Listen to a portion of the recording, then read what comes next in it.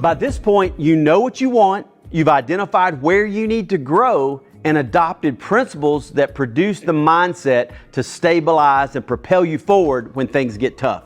Those are all necessary prerequisites in the process of change. But now we get to the most important. True change only occurs through doing. Many of us have said we've wanted things to be different, but as we've experienced, words don't change a thing. Actions do. It's now time to define the actions that it takes to grow.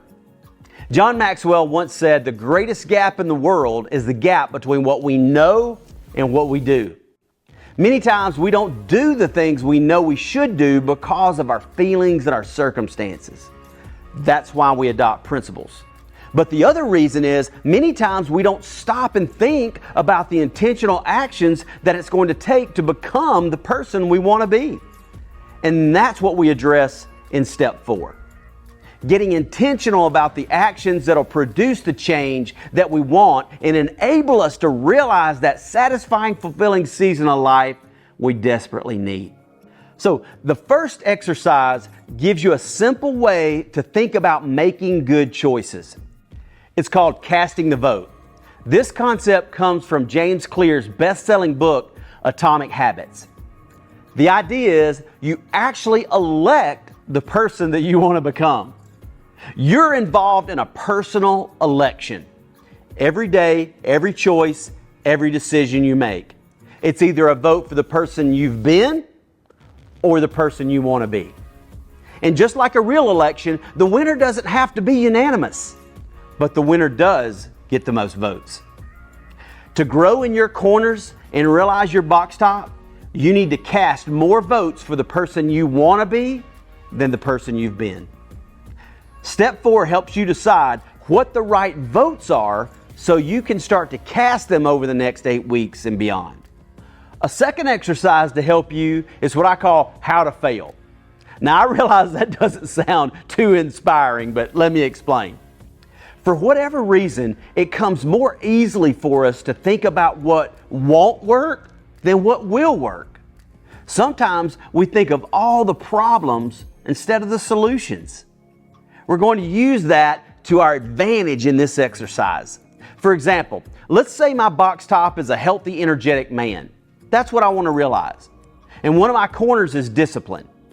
Well, in this exercise, how to fail, I want to think about how could I be undisciplined and not be a healthy, energetic man. In other words, how to fail. One action I could take is to eat as late as I wanted. Another way to fail would be order a cheeseburger and fries every time I went to a fast food place. You get the picture?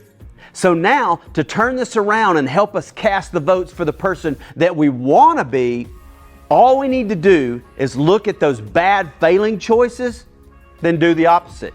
In the final exercise called Middle Pieces Worksheet, we're going to define the productive actions and habits that are going to help us grow. Some of the opposites in the how to fail exercise may become some of your actions. So now to that final exercise in step 4 called the Middle Pieces Worksheet. For each corner, you're going to think of 4 actions. These are actions you know will help you grow in that particular area. And they'll help you realize your box top. So once finished, you'll have 16 actions to choose from. It's kind of like creating your own action bank. Now, before you panic and think you're going to have to do 16 new things a week, you don't. You're going to just pick 3 a week to make things manageable and doable. Now, one last instruction and encouragement as you define your actions. They need a few characteristics to be effective. First, the action needs to be proactive. That means it's not something that waits for someone else or something else to happen. You initiate it. Now, let me give you some examples. An action may be go for a walk whenever my wife asks me. A walk is a good thing, but this action is reactive. It's waiting for someone else in order to do it, in this case, my wife. A better action would be ask my wife to go on a walk on a warm day. See how I initiate this action versus waiting on someone else? So make your actions proactive. Now, the second characteristic, your actions need to be measurable. In our example, asking my wife is proactive, but it's not really measurable. To make our actions better and make it measurable, a better version of this action would be go on a walk every warm day. If my wife wants to go, great. If not, I'm going to stay disciplined and walk every warm day. So adding every warm day makes it measurable. The third characteristic, your actions need to be within your control. The issue with the latest version of our action is the weather isn't in our control. If you only walk when it's warm, you may not walk that week. To take control of that action and make it a proactive, measurable, and controllable action, we could say this: take a 30-minute walk every day this week, regardless of the weather. By taking the weather out of the equation, we take back control. So there's you an example of what we're talking about.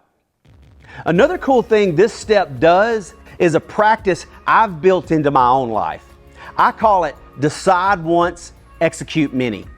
Rather than each week spending an hour trying to think of actions that'll help you grow each week, we're taking the time up front to define a pool of options in advance. So all we have to do going forward is spend 5 minutes each week picking from what we've already decided in advance are good actions.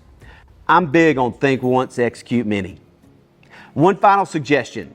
Your principles are going to be extremely important to this process. Since you've just adopted them last week, they're probably not on the forefront of your mind yet. So I suggest one or more of your actions should be actions that actually help you learn your principles. One example could be writing them down in your journal every morning. Another example could be writing a universal principle on your mirror each week. So think of actions that help you learn your principles. Those actions could be as important as the other physical things that you do. So that's step 4, a super important step in this growth process. Once you complete this step and we talk about it next week, we'll start picking 3 actions each week and chasing growth.